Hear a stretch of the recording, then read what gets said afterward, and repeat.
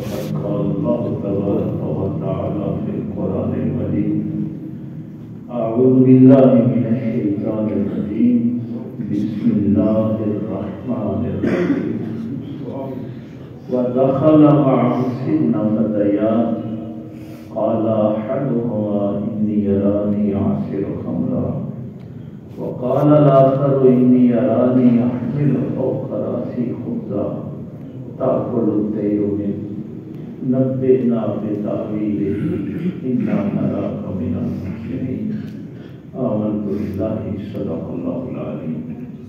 آواز تھوڑی کٹ کر دے.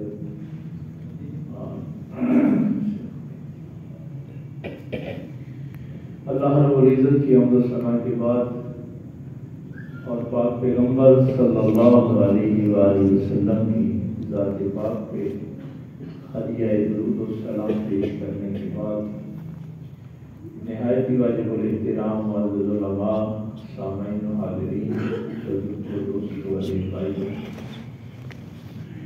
پچھلے درس میں حاضر نہیں ہو سکا تھا. ظاہر ہے 2 مہینے کا گیپ آ گیا درمیان میں. درس قرآن کا ایک اپنا ماحول ہوتا ہے، یہ کوئی تقدیر تو نہیں ہوتی. ہم نے اپنی زندگی پہ غور و فکر کرنا ہوتا ہے. ایک بات ذہن میں رکھنا کہ اس دنیا میں کوئی بھی انسان ناکام نہیں ہونا چاہتا. ہم سے پہلے بھی جو لوگ گزر گئے ہیں ان میں سے بھی کسی کی یہ خواہش نہیں تھی کہ وہ ناکام ہو، اور ہم بھی اپنی کامیابی کے لیے بدو کرتے ہیں، بچوں پہ محنت کرتے ہیں، خرچہ کرتے ہیں. اپنی جتنی بھی محنت ہوتی ہے ساری کامیابی کے لیے ہوتی ہے. لیکن قرآن کریم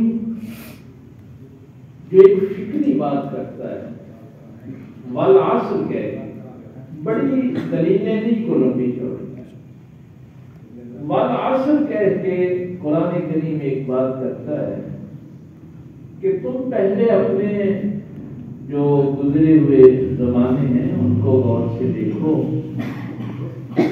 تو ظاہر ہے اس دور میں بھی دونوں طرح کے لوگ تھے، موسیٰ و فرعون ہوں، ابراہیم اور نمرود ہوں. یہ جتنے بھی ادوار گزرے ہیں، تم زمانے کی قسم ہے یہ بتاؤ کہ ان میں سے کامیاب کون تھا اور ناکام کون تھا. یہ فیصلہ تم خود کرو نا. یعنی تمہارا ذہن کیا کہتا ہے کہ موسیٰ کامیاب تھے یا فرعون کامیاب تھے، قارون کامیاب ہوا یا موسیٰ کامیاب.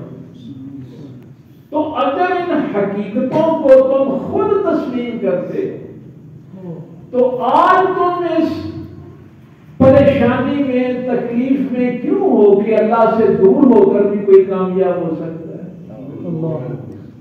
کس تم نے سوچ کیسے ان الانسان لفی خسر. تو یہ درس قرآن کو ایسے نہیں ہوتا کہ بندہ آئے تقریر کرے چلا جائے. نہیں، یہ اس لیے نہیں ہے. یہ ہماری کامیابی اور ناکامی کے لیے ہے کہ اگر ہم اس قرآن کو فالو کریں گے تو اس دنیا میں بھی کامیاب ہوں گے، آخرت میں بھی کامیاب ہوں گے. اور اگر ہم اس کے مطابق زندگی نہیں گزاریں گے تو ناکام ہو جائیں گے. تو ایک بات ویسے ذہن میں رکھنا، عمل ہم ظاہر ہے ہم سارے کوئی نہ کوئی عمل ہی کر رہے ہوتے ہیں نا، لیکن کچھ اعمال اچھے ہوتے ہیں، کچھ برے ہوتے ہیں. اب اچھے اعمال بھی ایسے نہیں ہوتا کہ کیے اور قبول ہو گئے. اللہ کے ہاں جو کسوٹی ہے اچھے اعمال کو پرکھنے کی وہ نیت ہے. بھائی اللہ تمہارے اعمال کو نیت پہ پرکھتا ہے نا. اگر نیت ٹھیک ہوگی تو آپ کا عمل قبول ہو جائے گا، نیت نہیں ٹھیک ہوگی تو اچھا عمل بھی غلط ہو جائے گا. نمازیں بھی تمہارے منہ پہ مار دی جائیں. مثلاً میں ابھی گھر سے چل کے چاہے تھوڑا سا سفر کر کے آیا ہوں، آپ بھی آئے ہیں، تو اللہ آپ کے سارے عمل کو آپ کی نیت پہ دیکھے کہ نیت کیا تھی، ارادہ کیا تھا، اللہ کی رضا تھی یا کوئی اور مقصد تھا. اب یہ جو کسوٹی ہے جس پہ اللہ اعمال کو پرکھتا ہے، اس کا تعلق ڈائریکٹ یقین کے ساتھ ہوتا ہے۔ جتنا اللہ کی ذات پہ آپ کا یقین پختہ ہوتا ہے اتنی ہی نیت اچھی ہوتی ہے، اور جتنا آپ کا یقین متزلزل ہو جاتا ہے اللہ سے اتنا ہی آپ کی نیت بری ہو جاتی ہے۔ آج یہ خاص ٹاپک میں نے اس لیے لیا ہے کہ ظاہر ہے ہمارے مدرسے کے بچے ہوتے ہیں، انہوں نے کل باہر نکلنا ہوتا ہے، لوگوں کو فیس کرنا ہوتا ہے، آپ لوگوں کے لیے بھی یہ ہر روز کا مسئلہ ہوتا ہے کہ آپ نے کہا کہ میں تو داتا صاحب گیا ہوا تھا، تو آگے سے وہ کہیں گے کہ دادا تو اللہ کی ذات ہے، تو مشرک ہو گئے ہیں۔ آپ نے کہا خواجہ غریب نواز، تو آگے سے سوال اٹھے گا بھائی غریب نواز تو اللہ ہوتا ہے، تو مشرک ہو گئے۔ تم نے مولا علی کہہ دیا تو تم مشرک ہو گئے۔ تو ہم نے تو چونکہ ساری زندگی پھر وہ ظاہر ہے نعتیں قصیدے سننی ہوتی ہیں، علم تو حاصل نہیں کیا ہوتا، پھر ہم پریشان ہو جاتے ہیں۔ یہ سورہ یوسف کی جو ہے مبارکہ ہے، قرآن کریم کا آج صرف ہم ایک اصول جو ہے، کیونکہ قرآن کی تفسیر کے لیے اب تو علماء ماشاءاللہ بیٹھے ہیں، ان کو پتہ ہے کہ اصول تفسیر سے کے ساتھ ساتھ آپ کو اصول حدیث کا بھی علم ہو، آپ کو اصول فقہ کا بھی پتہ ہو، فقہ کا بھی پتہ ہو، یہ سارے علوم آپ کو آتے ہوں گے تو پھر ہی آپ قرآن تک پہنچ سکتے ہیں۔ آج ہم نے ایک اصول سیکھنا ہے، اس اصول کو آپ علماء اس کرم کو سمجھتے ہیں کہ میں ویسے بھی اصولی ہوں، اخباری نہیں ہوں، اس لیے یہ بات اصول پہ ہوگی۔ اصول فقہ میں ایک چیز ہم علماء پڑھاتے ہیں، بچے بھی پڑھتے ہوں گے، حقیقت اور مجاز۔ اس کا قرآن کے اندر بہت گہرا تعلق ہے۔ حقیقت کی ڈیفینیشن جو ہمارے ہاں پڑھائی جاتی ہے کہ جو لفظ جس چیز کے لیے بنا ہے اگر اسی کے لیے استعمال ہو تو اس کو حقیقت ہے۔ جو اصول یاد رکھیں، جو لفظ جس چیز کے لیے بنا ہے وہ لفظ اسی چیز کے لیے استعمال ہوگا تو وہ حقیقت ہوگی۔ اگر وہ لفظ اس چیز کے علاوہ کسی کے لیے استعمال ہوگا تو اس کو مجاز کہیں گے۔ یہ اصول اس لیے پڑھایا جاتا ہے کہ قرآن کریم میں بہت سے مقامات ایسے آئیں گے کہ لفظ حقیقت ہوگا لیکن معنی مجاز ہوگا، اور کہیں پہ لفظ مجاز ہوگا اور معنی حقیقت ہوگا۔ تو اگر اس اصول کا آپ کو نہیں پتا ہوگا تو آپ ظاہر ہے پھر قرآن پڑھ کے بھی وہ یہ دلوں میں ہی کسیوں والی بات ہو جائے گی، گمراہی کی طرف چلے جائیں گے۔ تو اس کو مختصر کرتے ہیں، آج اس اصول کو تھوڑا سا سمجھنے کی کوشش کرتے ہیں کہ یہ اصول ہے کیا۔ وَدَخَلَ مَعَهُ السِّجْنَ فَتَيَانِ، تو یہ اللہ تعالیٰ نے اس واقعہ کا ذکر فرمایا ہے کہ جب وہ زلیخا نے کہا، یہ پچھلے رکوع میں ہے، تفصیل کے ساتھ آپ دیکھ سکتے ہیں، قالت حیت لک، کہ اے یوسف میری طرف مائل ہو جا، تو یوسف علیہ السلام نے فرمایا قال معاذ اللہ، میں تو اپنے اللہ کی پناہ چاہتا ہوں۔ یہ چیزیں قرآن کریم نے ایسی ہی نہیں بتائی، یعنی یہ زندگی میں آپ پر بھی وقت آ سکتا ہے نا کہ کوئی آپ کو دعوت گناہ دے تو قرآن پڑھنے کا یہ فائدہ ہوگا کہ آپ اس وقت یہ تو کہہ سکیں معاذ اللہ، میں تو اپنے اللہ کی پناہ چاہتا ہوں۔ تو اس واقعہ کے بعد پھر وہ قمیص پھٹنے والا وہ سارا پچھلے رکوع میں ہے، تو بہرحال ساری حقیقت واضح ہو گئی، لیکن پھر بھی جو اس کی بیوی نے کہا تھا اسی کے مطابق عمل ہوا اور جیل کا حکم جو ہے وہ سنا دیا گیا۔ تو اللہ فرماتا ہے کہ جب وہ وَدَخَلَ مَعَهُ السِّجْنَ فَتَيَانِ، ان کے ساتھ دو لوگ اور بھی جیل میں داخل ہوئے۔ یوسف علیہ السلام کے ساتھ 2 لوگ اور بھی داخل ہوئے. قال احدهما انی ارانی عاصر خمرا. اب یوسف علیہ السلام کو اگر آپ وہ آگے جا کے دعا ان کی دیکھیں گے نا تو دعا کا بھی سلیقہ سیکھنا چاہیے. یوسف علیہ السلام کے آخر میں جب دعا آپ دیکھیں گے نا رب قد آتیتنی من الملک وعلمتنی من تعویل الاحادیث فاطر السماوات والارض انت ولی فی الدنیا والآخرہ ولی مسلما والحقنی بالصالحین. تو یہ سلیقہ بھی دعا کا ایسے نہیں ہاتھ کھڑے کر کے یا اللہ مجھے فلاں شے دے دے فلاں دے دے فلاں دے دے. سب سے پہلے اللہ نے جو تم کو نعمتیں دی ہیں ان کا ذکر کیا. پہلے ان نعمتوں کا تو ذکر کرو جو اس نے دی ہیں, جو عزتیں دی ہیں, جو منصب دیا ہے. میں اقوام متحدہ کی رپورٹ دیکھ رہا تھا. یقین جانیے کہ اگر آپ اپنے گھر داخل ہوتے ہیں اور آپ کے پاس سونے کے لیے جگہ موجود ہے تو آپ اس وقت اس دنیا میں 2.5 ارب لوگوں سے بہتر ہیں. ہمیں تو ناشکری کی عادت پڑ گئی ہے. 2.5 ارب لوگ وہ ہیں جن کے پاس سونے کی جگہ نہیں ہے.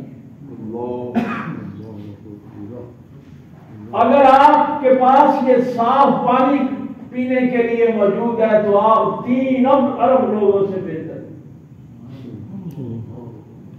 یوسف علیہ السلام نے بھی پہلے کہ یا اللہ تیرا شکر ہے بات چاہیے تھا. وعلمتنی من تعویل الاحادیث, خوابوں کی تعبیروں کا علم جو تھا. تو جو اللہ نے دیا ہے پہلے اس کا تو ذکر کرو اور پھر اللہ کی صفات بیان کرو. فاطر السماوات والارض انت ولی فی الدنیا والآخرہ. اس کی صفتیں بیان کر کے پھر آخر میں مدعا کیا ہے, یا اللہ مجھے مسلمانوں میں وفات دے اور وفات کے بعد مجھے نیکوں کے ساتھ ملا. اتنی سی بات کرنے کے لیے یوسف علیہ السلام نے کتنی لمبی توحید باندھی. اور ہماری عادت ہو گئی ہے کہ یہ بھی نہیں ہے, یہ بھی نہیں ہے, یہ بھی نہیں. بلکہ میں تو یہ کہا کرتا ہوں کہ جو اللہ نے نعمتیں دی ہیں اگر ان کا ذکر آپ شروع کر دیں گے تو آپ کو بھول ہی جائے گا میں نے مانگنا کیا تھا. یہ تو شکری کی عادتیں بڑھ گئی. تو یہ خوابوں کی تعبیروں کا علم اللہ نے ان کو دیا تھا. اس کی بھی بیک گراؤنڈ یہی ہے.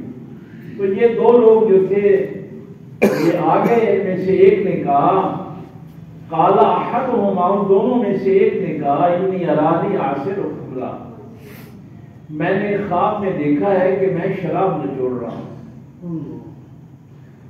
اچھا. وقال الاخر انی ارانی احمل فوق راسی خبزا, اور دوسرے نے کہا کہ میں نے خواب میں دیکھا ہے کہ میرے سر پہ روٹیوں کا ٹوکرا ہے. تاکل الطیر میں, اور پرندے جو ہیں نا وہ کھا رہے ہیں.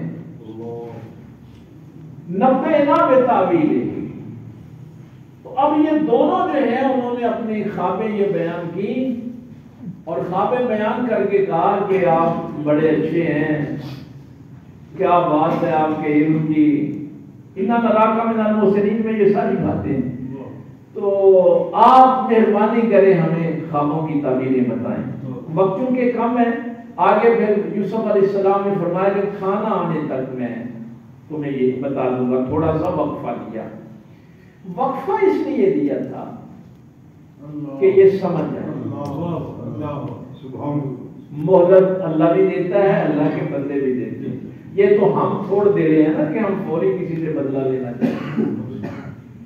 بہرحال وہ باز نہ آئے تو یوسف علیہ السلام نے اب ان کی خوابوں کی تعبیر بتائی. فرمایا یا صاحب یہ سجن, اے میرے جیل کے ساتھی. دیکھیے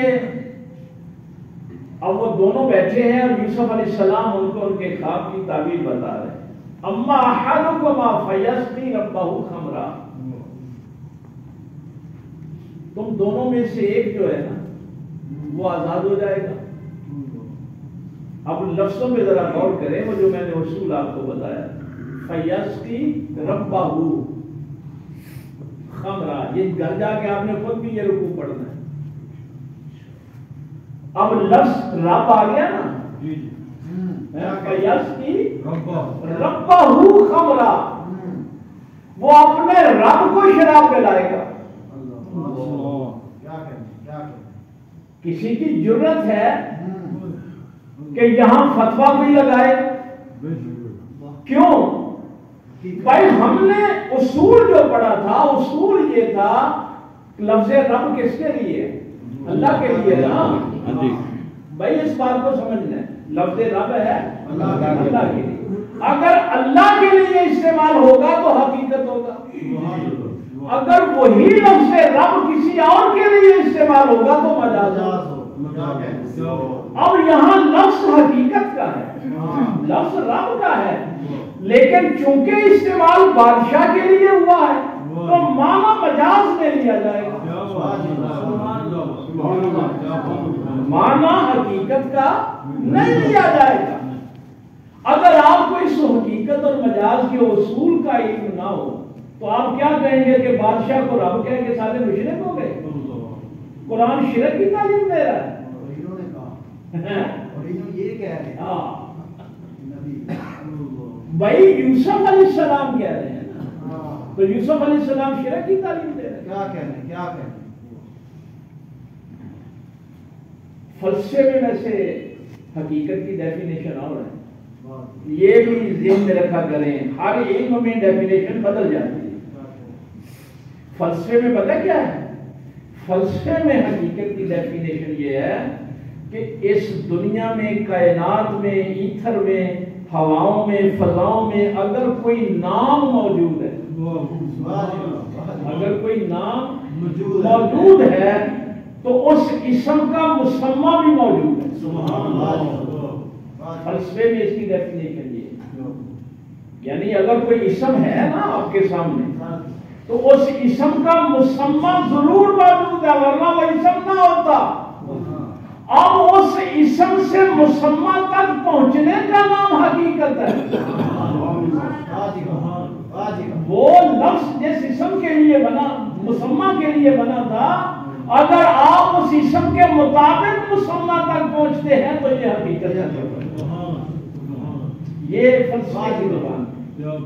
لیکن اصول فقہ میں ہمیں یہ پڑھایا جاتا ہے کہ جو لفظ جس چیز کے لیے بنا ہے اگر اسی کے لیے استعمال ہوگا تو حقیقت, اگر کسی اور کے لیے استعمال ہوگا تو مجاز. اب اگر کوئی کہے داتا تو آپ کو کوئی کہے کہ تو نے تو شرک کر دیا. اب آپ کو حقیقت اور مجاز کے معنوں کا پتہ ہے, آپ تو اس پہ ہنس سکتے ہیں. اس لیے میں اکثر کہا کرتا ہوں ان سے کہ بے وقوفوں لڑا نہ کرو, اپنے علم میں اضافہ کرو. اور بھائی جھگڑے نہ کرو بلکہ اپنے علم میں اضافہ کرو تاکہ تمہارے جھگڑے ختم ہو جائیں اور ہم پریشان ہو جاتے ہیں. اس صورت میں آگے چل کے بھی 3-4 جگہوں پہ یہ بات ہوئی. آپ نے فرمایا کہ ایک تو رہا ہو جائے گا, اور یہ پہلے بھی بادشاہ کو نا پانی شانی پلایا کرتا تھا, شربت پلایا کرتا تھا, لیکن کسی نے بادشاہ کو بتا دیا کہ یہ تیرے پانی میں زہر نہ ملا دے, تو اس شک کی بنیاد میں اس کو جیل میں بھیجا گیا.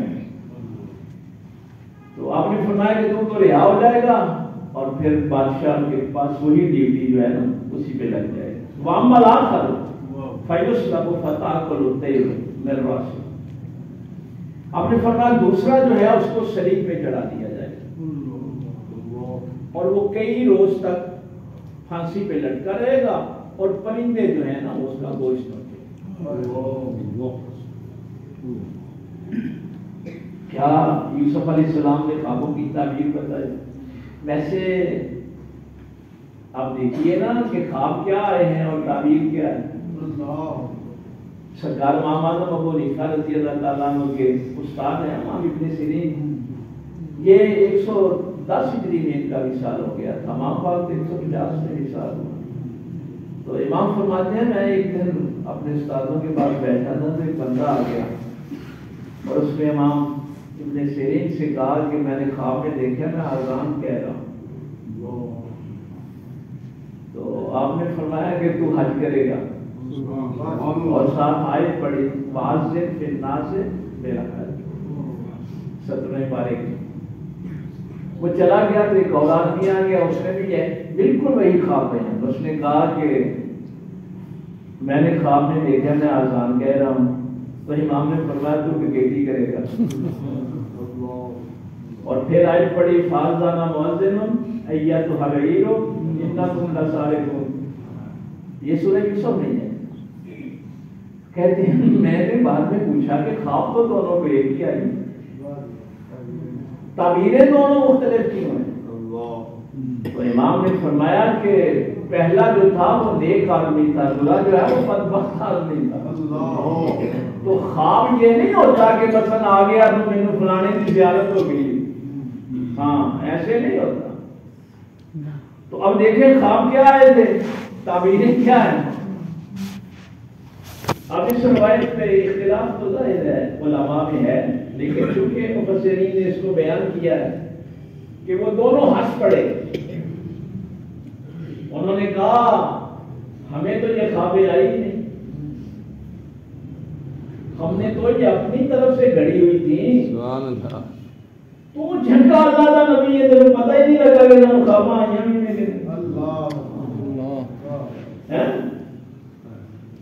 اور بھائی ہمیں تو یہ خوابیں آئی نہیں تھی۔ یہ آگے روایت میں تفسیر میں ہے، قرآن کریم میں اس کا ذکر نہیں ہے، اس لیے میں نے کہا کہ روایت میں تو اختلاف ہے۔ تو یوسف علیہ السلام نے کیا فرمایا؟ ہاں آپ نے فرمایا تمہیں خوابیں آئی ہیں یا نہیں ہیں، اب تو وہی ہوگا جو میں نے کہا، اب وہی ہوگا۔ یہاں پہ مفسرین نے یہ پھر اصول لکھا ہے کہ کبھی بھی کسی نبی کا یا اس کے ولی کا امتحان لینے کی نیت سے نہ جانا، یہ جرأت نہ کبھی کرو، اس لیے کہ پھر وہ جو کہہ دیں گے اللہ پورا کر دے۔ جب بھی جاؤ ادب اور احترام سے جاؤ، امتحان کی نیت سے نہ جاؤ۔ آگے ویسے جو بات ہے کہ یوسف علیہ السلام نے فرمایا کہ بادشاہ سے اس بات کا فقال للذی ظن انہ، اس کے بعد کہ بادشاہ کے ساتھ نا اس کا ذکر کرنا، وَاذْكُرْنِي عِنْدَ رَبِّكَ، وَاذْكُرْنِي عِنْدَ رَبِّكَ، اپنے بادشاہ سے، یہاں کوئی معنی رب نہیں کر سکتا، بادشاہ سے جا کے ذکر کرنا۔ اور پھر اس کے بعد کیا ہوا یہ آج میں تفصیل میں نہیں جا سکتا، ٹائم کم رہ گیا ہے۔ اس کو یہ بات بھول گئی، اس کو یہ بات بھول گئی، اور یوسف علیہ السلام کو اگلی بات میں یہ جو بیدار سنین ہے نا، فی السجن فلا بیسا فی السجن بیدار سنین، بیدار کا جو لفظ ہے نا عربی زبان میں 1 سے 9 تک کے لیے استعمال ہوتا ہے، 1 سے 9 تک، اور یہ 9 سال پھر جو ہے نا آپ کی قید میں اور اضافہ ہو گیا۔ اور ایک سورہ روم میں ہے الف لام میم غلبت الروم فی الارض، وہاں بھی بیدار سنین ہے۔ نبی پاک نے حضرت ابوبکر صدیق سے کہا تھا کہ جا مدت بڑھا گیا، شرط کی مدت بڑھا گیا۔ اب یہاں پہ یہ 9 سال یوسف علیہ السلام کو پتہ ہے کہ قید کیوں بڑھا دی گئی؟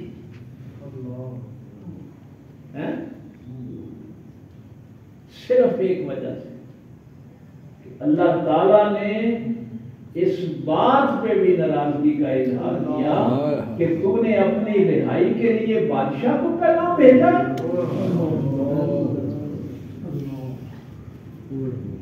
یہ خاصوں کی باتیں ہیں، خاص تو اتنا بھی اللہ کی طرف سے ادھر ادھر نہیں ہٹ سکتے۔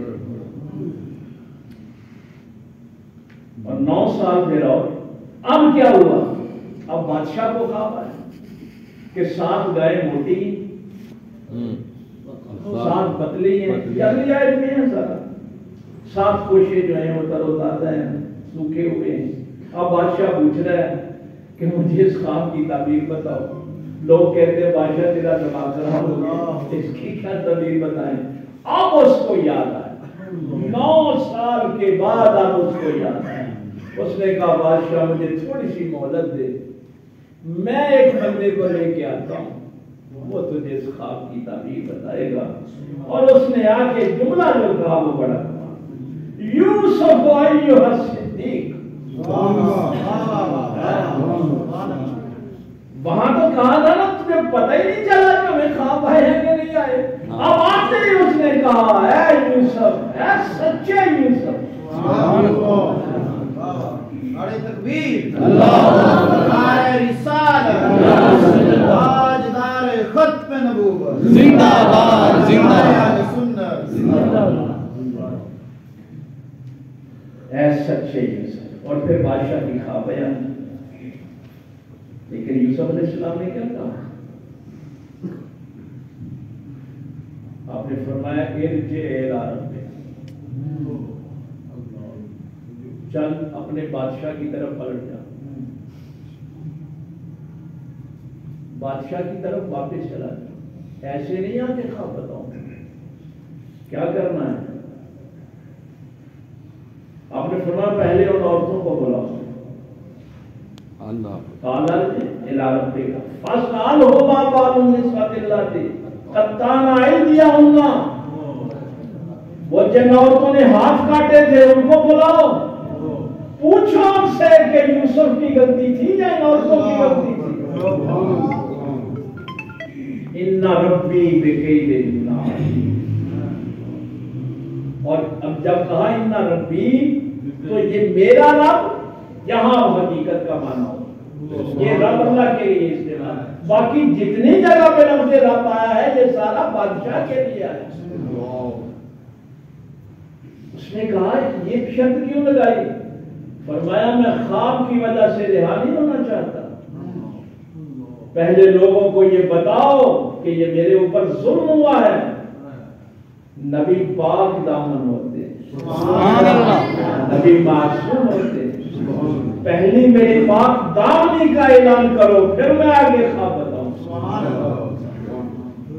نبیوں کے ساتھ ایسا سلوک نہیں ہو سکتا۔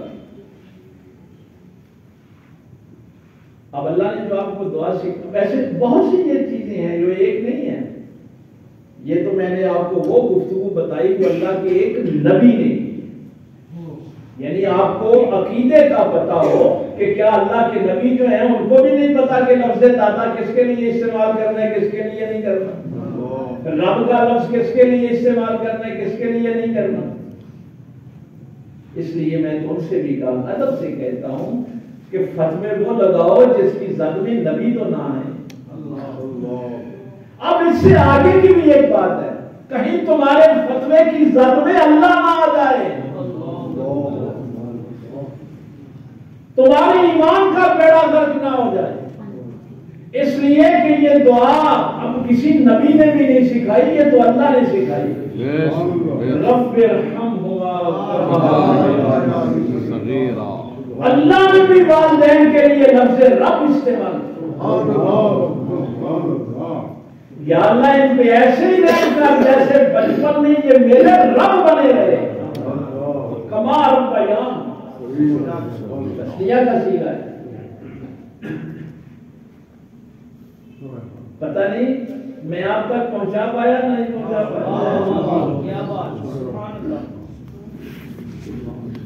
یہ کہ شیر کا ایک لفظ ہے، تو اگر وہ شیر کے لیے استعمال ہوگا تو حقیقت ہوگا، اگر آپ کہیں کہ میرا بیٹا شیر ہے یہ مجاز کے معنی ہے۔ چاند کا لفظ ظاہر ہے ایک ستارے کے لیے ہے، ستارے کے لیے، اگر آپ کہیں گے کہ میرا بیٹا چاند ہے تو یہ مجاز کے معنی ہے۔ قرآن کریم میں یہ الفاظ بہت جگہ، مثلا دیکھیے فرمایا وَكَفَىٰ بِاللَّهِ وَكِيلًا، لفظ وکیل اللہ کے لیے استعمال، جب آپ کہتے ہیں کچہری میں وکیل تو وکیل تو پھر سارے مشرک ہو جاتے ہیں. اور بھائی اگر یہ ظاہر قرآن سمجھائیں گے تو کیا سمجھائیں گے؟ تو یہ ساری جہالت کی باتیں ہیں. میں مجاز کی ایک بات بھی آپ کو عرض کر دوں. مثلا یہ دیکھیں فائدہ قضیہ الصلاۃ، فائدہ قضیہ الصلاۃ سورہ جمعہ میں. اب قضیہ کا لفظی معنی تو ہے قضا کر چکے. کسی کی مجاز ہے کہ اس کا یہ معنی کرے جب نماز ادا کر چکو تو زمین پہ بیٹھ جاؤ. فانتشروا فی الارض، اللہ کا فضل تلاش کرو. یہ میں صرف اشارے کر رہا ہوں آپ کو. ان آیات پہ آپ خود جا کے دیکھیں، تحقیق کریں، کیونکہ میرے پاس وقت اتنا ہی ہوتا ہے کہ آپ کو ریفرنس دیتے ہیں کہ کہیں لفظ حقیقت کا ہوگا اور مجاز کی جگہ اس کو استعمال کیا جائے گا، اور کہیں لفظ ہی مجاز ہوگا. قضیہ جو ہے اس کا معنی ادا کرنا نہیں ہے لفظی معنی، لیکن اس کا معنی آپ یہ نہیں کر سکتے.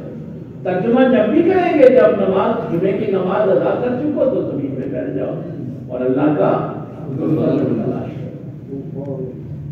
اس میں نے ایک دو آیتیں اور بھی تھیں، ویسے تو اس میں بھی ہیں.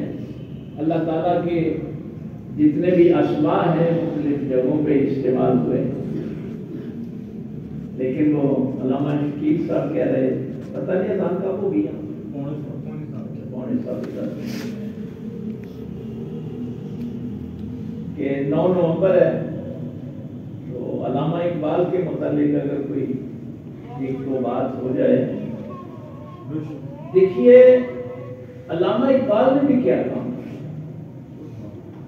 اور وہ بھی تو آپ کو یہی بتاتا رہا نا. وہ معزز سے زمانے میں مسلمان ہوتا خار ہوئے تار کے قرآن ہوتا. وہ بھی تو تمہیں بتا رہا ہے کہ اگر کامیاب ہونا ہے تو قرآن کے مطابق ہی ہونا ہے. اگر قرآن کو چھوڑو گے تو ذلیل و خوار ہو جاؤ. جہاں سے میں نے بات شروع کی تھی، بات تو کامیابی اور ناکامی کی ہے نا. تو اقبال کی زندگی کا بھی سارا سفر کیا ہے؟ بے شک بھائی یہی سفر ہے نا کہ میری قوم کامیاب ہو جائے. کامیابی کے اصول بتا رہا ہے آپ کو. لیکن ہمیں تو ضرورت ہی نہیں ہے نا کامیاب ہونے، اور بس ایک ہی بات کرتا ہے، غلامی میں نہ کام آتی ہیں شمشیریں نظر. غلامی سے کسی طرح نکل جاؤ.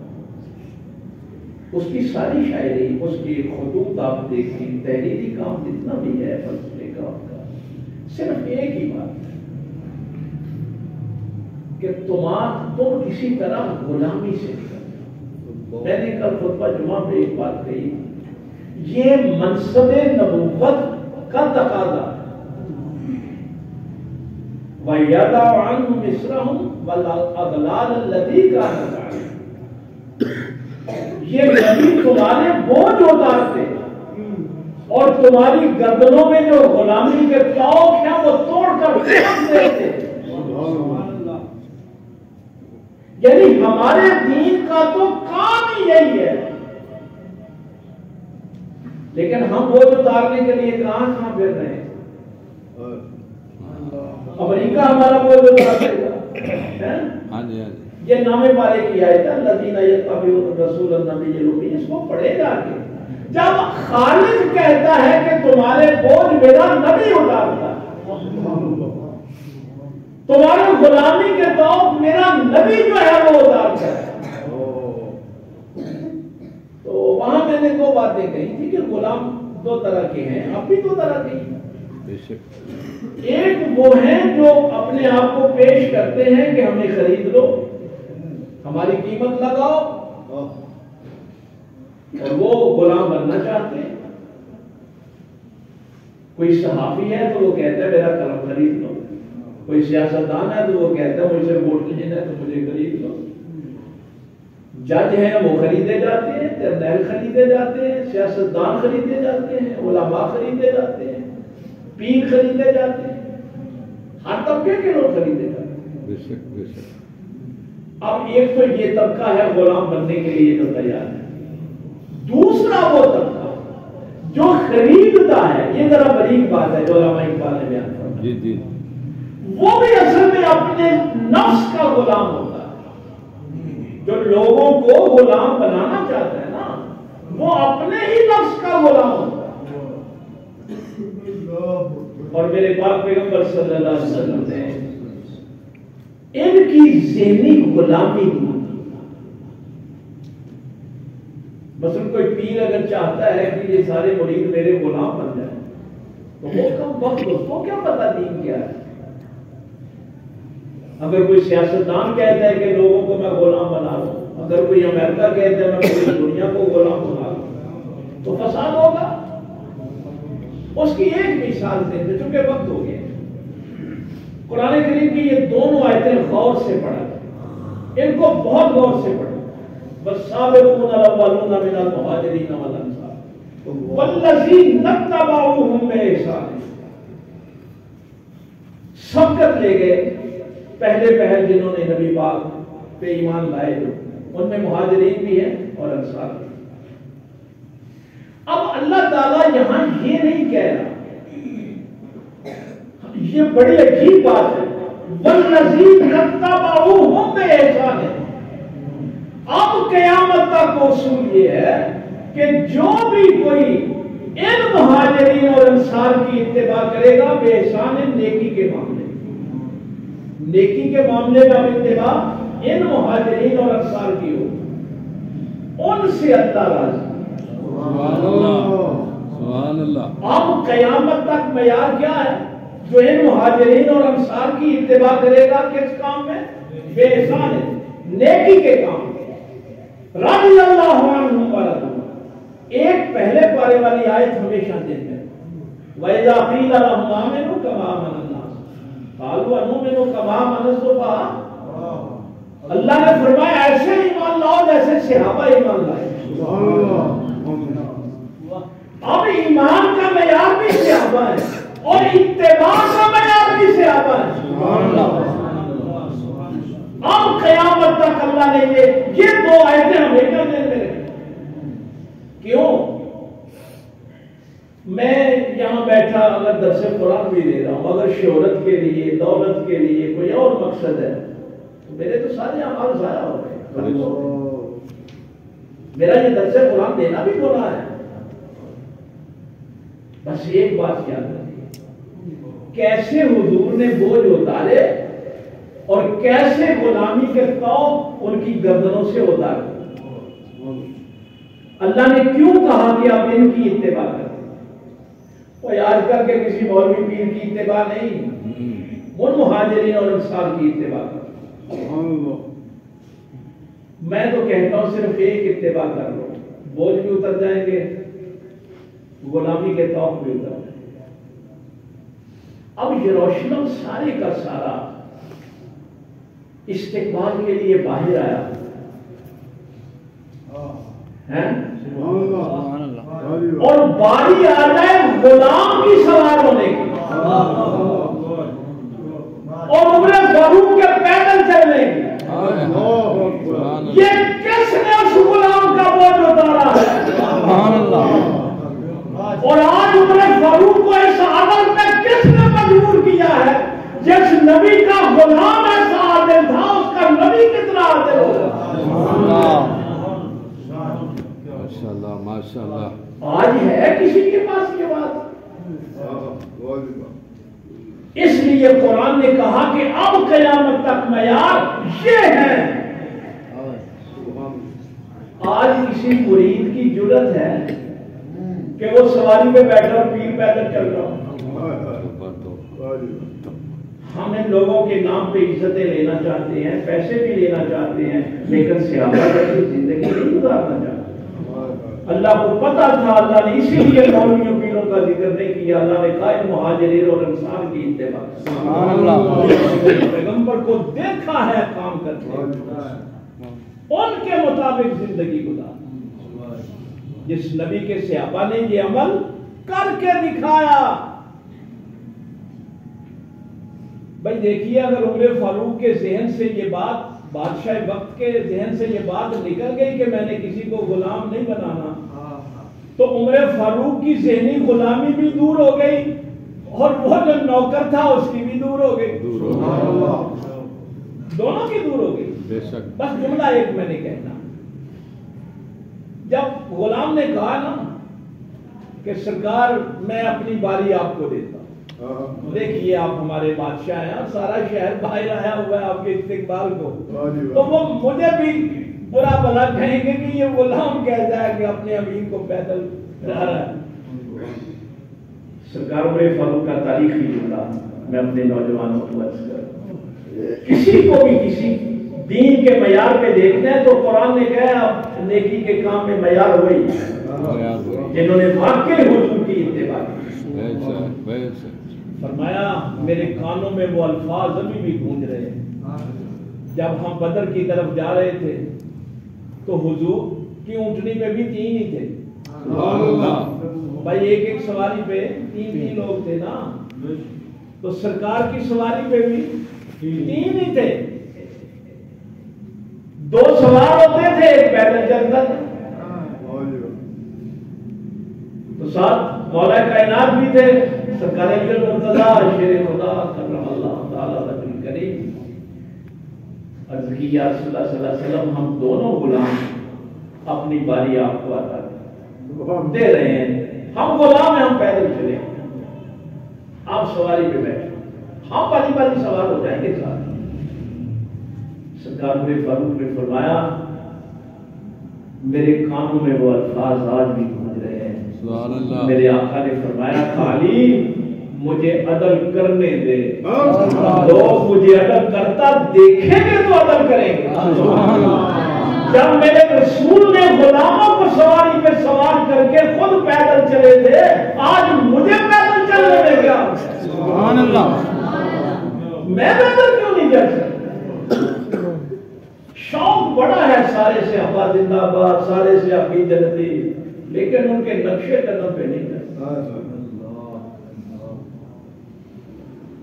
اقبال یہی کہتا تھا کہ اپنی غلامی کی زنجیریں توڑ دو، نہ کسی کو غلام بناؤ، نہ کسی نہ کسی کے بنو۔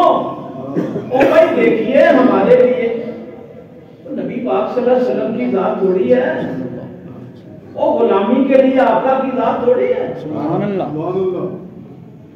ویسے پتہ نہیں آپ کو یہ جملہ اچھا لگے جہاں لگے، اس کائنات کا پیر ایک ہی ہے،